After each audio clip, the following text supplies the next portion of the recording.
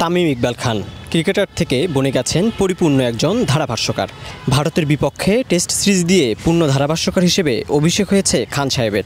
দেশের ক্রিকেটকে তো দিয়েছেন দুহাত ভরে, ব্যাট চালিয়ে শাসন করেছেন সারা বিশ্বের বাঘা বাঘা সব বলারদের। এখন ক্রিকেট বিশ্লেষক হিসেবে কমেন্ট্রি বক্স মাতাচ্ছেন দেশসেরা এই ওপেনার। যদিও এখনও জাতীয় দলের হয়ে খেলায় ফিরবেন কিনা তা খোলাসা করেননি তিনি। প্রায় ১.৫ বছর ধরে আন্তর্জাতিক ক্রিকেটে দেখা নেই তামিম ইকবালের। ভারতীয় ক্রিকেট বোর্ডের আমন্ত্রণেই তিনি মাঠের বদলে কমেন্ট্রি বক্সে মাতাতে ভারতে পাড়ি জমিয়েছেন। ভারত বাংলাদেশ সিরিজের ২টি টেস্ট ও ৩টি টি-20-র ধারাভাষ্য দেবেন তামিম। এর আগে ২০২২ সালের বিপিএল ও গত বছর মিরপুরে বাংলাদেশ নিউজিল্যান্ড টেস্টে অতিথি ধারাভাষ্যকার হিসেবে কমেন্ট্রি বক্সে কিছুটা সময় দেখা গিয়েছিলেন খান সাহেবকে।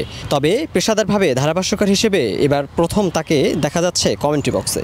এই সিরিজের জন্য ধারাভাষ্যকার হিসেবে চুক্তিবদ্ধ হওয়ার পর অনলাইনে ক্লাস করার সিদ্ধান্ত নেন তামিম। প্রথম টেস্টের আগে চেন্নাইয়ে গিয়েও ধারাভাষ্যের উপর একটি কোর্স করেছেন তিনি। ধারাভাষ্যের অভিজ্ঞতার বিষয়ে তামিম গণমাধ্যমকে জানান, ধারাভাষ্য ব্যাপারটা যত সহজ মনে করা হয় তত সহজ নয়। সার্বক্ষণিক কথা বলার ব্যাপার তো আছেই, এছাড়াও প্রযুক্তিগত অনেক ব্যাপার আছে। মাইক্রোফোনের ব্যবহার, প্রডিউসারের সঙ্গে সার্বক্ষণিক যোগাযোগ, এসবের সঙ্গে অভ্যস্ততার ব্যাপার আছে। আমি ধরে নিয়েছি এসব অভ্যস্ত হতে ২-৩ সিরিজ অন্তত লাগবে। পরিপূর্ণ ধারাভাষ্যকার হিসেবে অভিষেকের পর তামিম জানিয়েছেন তার কমেন্ট্রি বক্সের অভিজ্ঞতাও।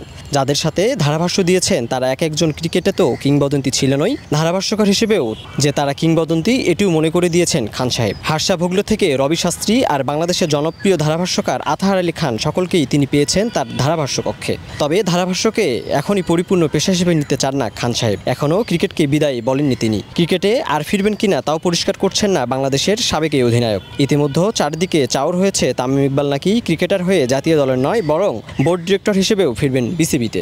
বাংলাদেশের ধারাভাষ্যকার আতাহার আলী খানের কাছ থেকেও ধারাভাষ্য কক্ষে অনেক সহায়তা পাচ্ছেন তামিম। ধারাভাষ্যকার হিসেবে তার একটা পছন্দের তালিকাও রয়েছে। বাংলাদেশের আতাহার আলী খান ছাড়াও Nasser Hussain, Mark Nicholas, Ian Bishop, Alan উইলকিন্সদের বেশ পছন্দ করেন খান সাহেব। তবে তামিম ভক্তদের চাওয়া বোর্ড ডিরেক্টর বা ধারাভাষ্যকার হিসেবে নয়, ক্রিকেটার হিসেবে আবারও জাতীয় দলে ফিরুক বাংলাদেশের হয়ে সর্বোচ্চ রান ও সেঞ্চুরির মালিক তামিম ইকবাল। Bartabazar, sport desk.